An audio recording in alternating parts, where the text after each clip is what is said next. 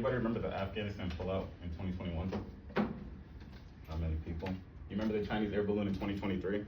The one that was flying overhead? And then do you remember October 7th? So, you're the only one. October 7th in Hamas. Israel? Nobody? Okay, cool. So, it's crazy because I was there for all three of those. In 2021, I was about 19 years old. I ended up in Afghanistan for refugee operations. And then obviously the Taliban decided to take over the airport, and 13 of my personal friends died. It was over 100 more of refugees died. And then, my bad, it's just hard. So after that, it was really hard. A lot of people left the ship. So it moved a lot of us younger people into roles of leadership because the manning was really bad at the time. Nobody wants to join the military, obviously, during times of conflict. So it was really hard for me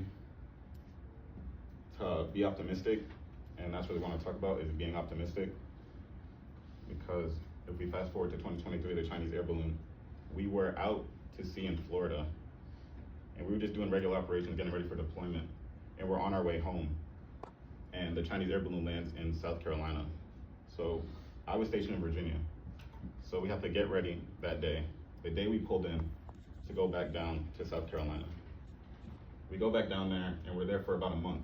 But a month with no timetable is really hard to assess because you don't know how long you're out to sea. There's no connection to the outside world. So we're just thinking of like another day. Like when you have things like timetables, at least you know, like you have maybe 10 more days, 9 more days home, but we really don't know. And now I'm like 21 at the time, and it was really hard for me because people coming to me with questions, concerns, like people have children, I don't have children. I didn't really have much to take care of other than me, but it was really hard for a bunch of 30-year-olds, 26-year-olds with children asking me all these questions about this, that, and the third, because I was in a role of leadership and not having the answer. So I think it's really important to remember that, to be optimistic.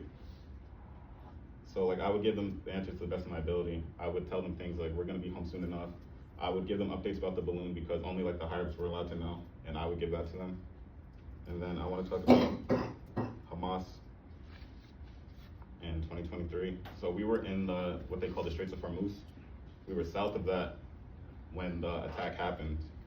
And there's these people called the Houthi rebels who completely cut off the strait. And we were supposed to be on our way home, but that got delayed. A ship came down to come escort us through. They got fired at. They had no more missiles to defend themselves. So then another ship had to come down to get us both out, which was terrible. People were still asking me questions about this, that, and the third. When are we gonna get home? And I just didn't have answers.